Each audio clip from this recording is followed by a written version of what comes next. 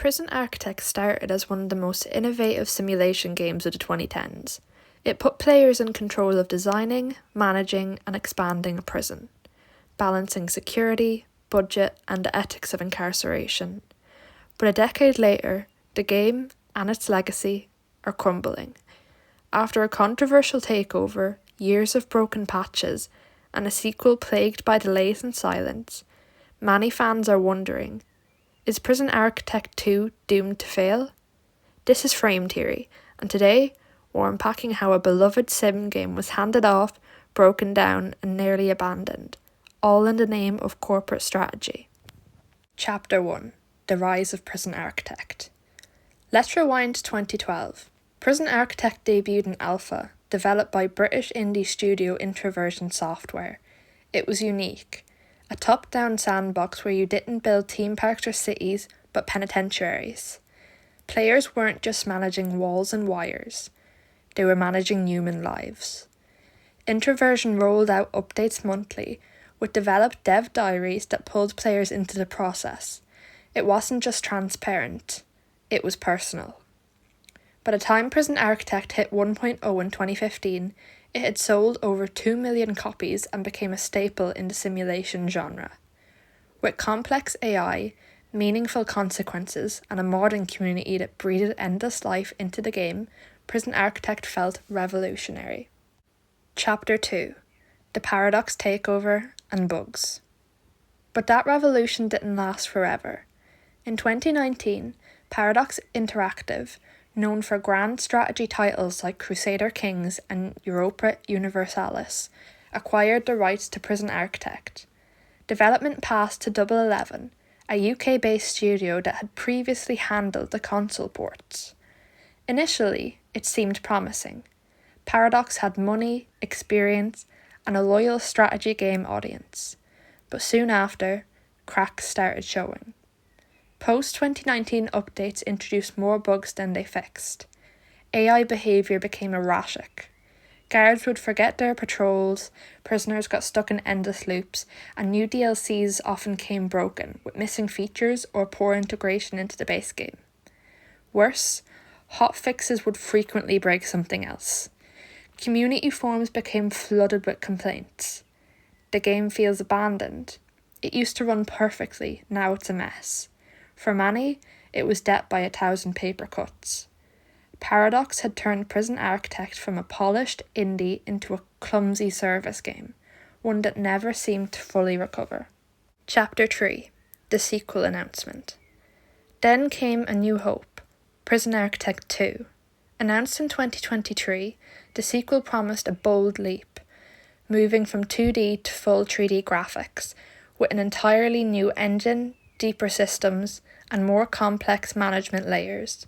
It looked exciting. Cleaner models, modular building systems, new prisoner types, better behaviour simulation. Fans were ready to forgive the past, if Paradox could pull it off. But here's where things go off the rails, again. Chapter 4: Delays and Radio Silence. Prison Architect 2 was originally slated for release in March 2024. Then, Paradox delayed it to May, citing a need for polish and quality control. Okay, fair enough. But then, another delay. Only this time, there was no new date, just vague language about needing more time. Since then, silence. No dev blogs, no updated trailers, no gameplay previews. Even their Steam page has remained eerily quiet. It's as if the game dropped off the map entirely. This kind of radio silence is always worrying, but in the age of transparent game development, it feels like a betrayal, especially when fans had trust issues from years of bugs and broken promises. Chapter 5: Why Prison Architect 2 is doomed to fail. So let's be real. Why is this sequel likely doomed to fail? 1. The fan base is fractured. Old school players loved the pixel charm, modability, and simple UI of the original. The 3D engine removes that and risks alienating long-time fans. 2. The switch to 3D is a massive technical risk. New engines introduce performance issues. Early footage already raised questions about animations and pathfinding. We've seen this before. When a sim game jumps dimensions, it often loses what made it special in the first place. 3. Paradox's reputation is catching up with them. They've become infamous for DLC overload and slow bug fixes, and fans are tired. You can only delay and disappoint so many times before players walk away. 4. The competition is stronger than ever. While Prison Architect 2 is stuck in a limbo, games like RimWorld, Oxygen Not Included, and Dwarf Fortress keep growing, innovating, and most importantly, updating regularly. Paradox is no longer competing against just nostalgia. They're competing against active, thriving simulation giants. And finally, Prison Architect was once about building control out of chaos.